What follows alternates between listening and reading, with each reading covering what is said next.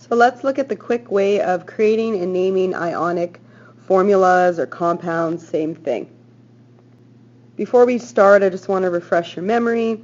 Ionic bonds are always between a metal and a nonmetal. Now, where are metals and nonmetals? Well, you need to look for the staircase. The staircase is the most important part of that. Okay, so everything this way of the staircase is always a metal, and anything this way of the staircase is a nonmetal. I always think of it, if you can't remember, think of a metal like copper or iron. So iron's here, copper's here. That's on the metal side of the staircase. And to the right side is always your nonmetals. Okay, so let's do an example. So I have two ions here. If you look at your periodic chart of ions that I gave you, you notice that K is potassium, it has a plus charge, and Cl has a negative charge. Okay, so what that actually means is, if there's no number written there, it implies that it's a 1. So potassium has a positive 1 charge and chlorine has a negative 1 charge.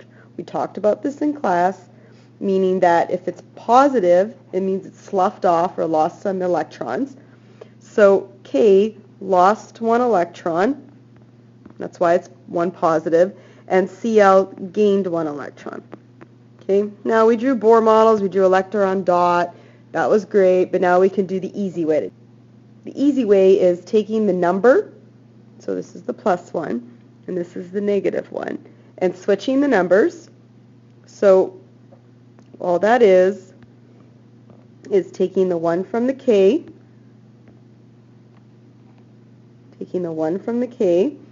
moving it to the Cl, and taking the 1 from the Cl and moving it to the K. So it looks something like this. So there's a 1 here, and a 1 here, and then dropping the number or sinking it like the submarine, because it's a subscript, get it? Submarine. Okay?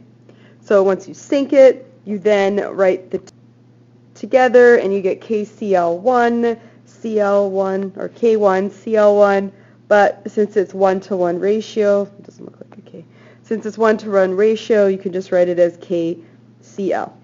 The name of it is just using your periodic chart of ions to write potassium, and then chloride. The ionic chart already changes the ending of chloride to the IDE ending you need, and not the INE ending that's on the periodic chart of actual elements. Okay, let's do one more example. Okay, here we have Mg and Cl. They're going to bond.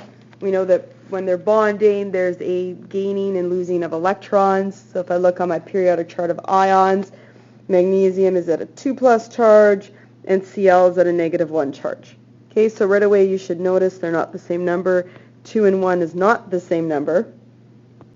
So the next thing we're going to do is move the numbers. So 2 goes to Cl, and the 1 goes to Mg. So it looks like this gets the 2, and this gets the 1, and then you sink them like a submarine, and you end up with MgCl2, and that name is just once again from the chart, which is magnesium chloride. Okay, so this is all about ratios, but we can talk about the math later. Now let's try one more example. So I have Al is a +3 charge, and O is a -2 charge. We cross the charges. There's another way we talked about it, crossing down. Take the number, crossing down, and you get Al2O3. Okay, that's probably the quickest way, instead of drawing all the models that we don't need to draw all the time when we're doing this, just to show me you understand it. Okay, try the questions now.